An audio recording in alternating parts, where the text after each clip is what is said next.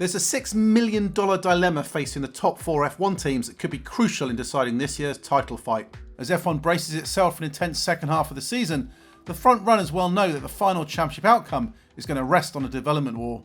And success means not only designers coming up with the right ideas to improve the cars, but also teams being strategic with what they bring and when they bring it. There are big complications in managing this from a cost cap perspective, and it's here where this extra $6 million has come into play. We're still only 11 races into these regulations, so teams are finding big chunks of lap time while adding the latest developments to their cars. There's clearly a pattern emerging of the competitive order being shuffled around when teams unleash major upgrades. Mercedes, McLaren, Ferrari and Red Bull have all either won races or come close to doing so on weekends they've introduced big packages. It doesn't mean the route to success is bringing upgrades every race, because in the cost cap era there simply isn't the financial headroom to do that. That would risk an overspend and subsequent FIA penalties. Teams therefore have to be strategic about how much they spend on upgrades and when they choose to bring them. Being aggressive early in the season brings benefits in making your car faster early on, so you can bag some strong early results. But if you front load, you risk running out of upgrade cash later on in the year. And that means potentially being a sitting duck to others who may have saved up their money for late year upgrades. Each of the top 4 teams has made very different choices in that regard so far, which I'll explain later in this video. But when it comes to making a decision over the timing of upgrades, there's a fresh complication. This revolves around an extra $6 million of spending freedom that's been opened up to them as a result of changes being made to the F1 regulations to overcome some early problems with the 2026 rules. Teams have agreed to some wide sweeping rule changes over the next 2 years to overcome problems with the new 2026 rules that left F1 cars too energy starved. The idea is that by 2028, the current nominal 50-50 split between internal combustion engine and battery power will shift to 60-40. This is being achieved primarily through an increase in the fuel flow rate, and this has delivered some complications. Lifting fuel flow by 5% in 2027 and 13% by 2028 means as well as needing to make power units more robust, the cars are going to burn through more fuel, so bigger fuel tanks are needed.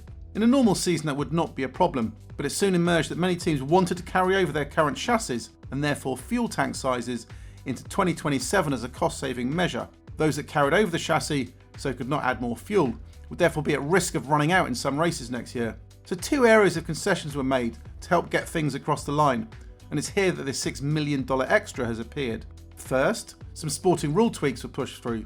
The first change is that for 2027 only, the FIA may reduce the distance of each Grand Prix by up to 4 laps to make an allowance for those teams having to carry over a chassis that would struggle to finish the original distance. Furthermore, the FIA may choose to impose limits on the number of reconnaissance laps that are done to the grid before the start of a race to further help reduce the distance a car needs to cover on a full tank of fuel.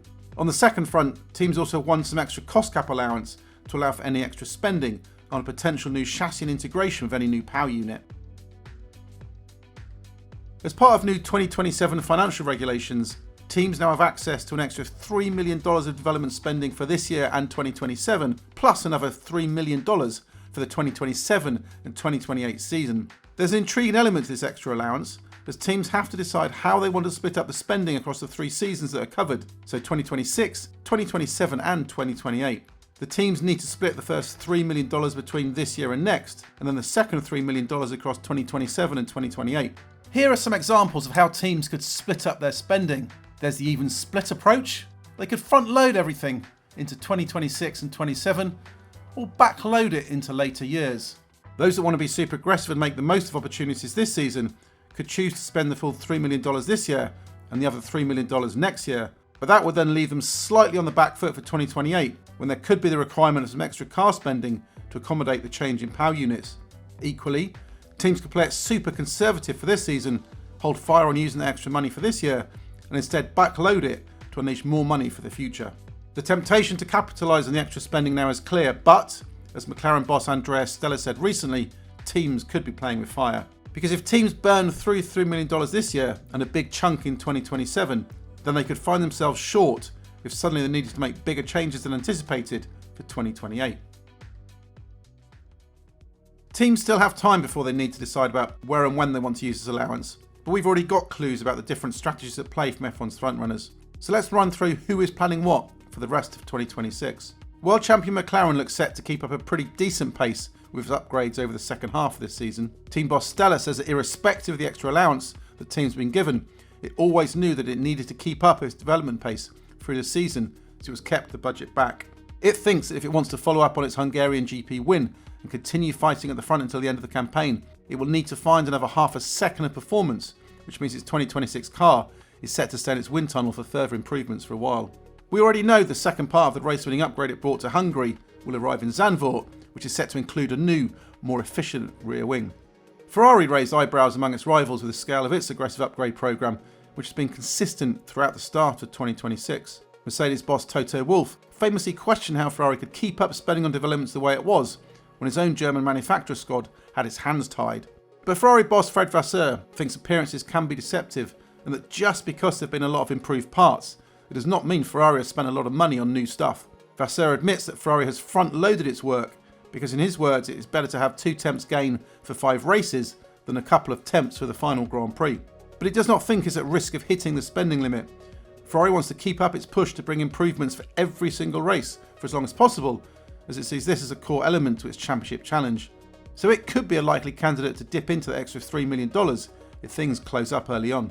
Red Bull has been quite aggressive with its development programme over the first half of the season, as it has worked hard on closing down what was a 1-second deficit at the start of the season to now be a couple of temps behind. Team boss Laura Mekies thinks it's unlikely that it will keep up pushing the same intensity for the rest of the season, especially as it's coming off the back of a 2025 campaign where it kept up work right until the final round as it fought for the championship. Mekies has suggested that a call will be made imminently to start devoting more resources to its 27 project and, considering the huge effort put in since Melbourne this year to catch up, he reckons it's probably difficult to imagine that we will continue at that rhythm. While Mercedes has enjoyed the best form over the first half of the year and leads both championships, it has done so without being so aggressive with its upgrade spending. While there have been some minor updates and tweaks throughout, it has only introduced one major development package which appeared at the Canadian Grand Prix. Team boss Toto Wolff says that this was a deliberate strategy by the team, which means it has left itself with a bit of extra money in its back pocket for the end of the campaign, when it could be more useful to bring developments to help get a title over the line. Wolff says they are closely monitoring how much it can bring, but says they are in a good spot, having an approach that is more weighted for the second half of the season. Simone Resta hinted that a major upgrade could be on the way though, as he recently talked about ambitions for something more sizable on the car. The upgrade situation of the top teams is certainly incredibly finely poised, and the victor may ultimately be decided by who has done the best job in the design office, but by who has judged the extra $6 million spending the best.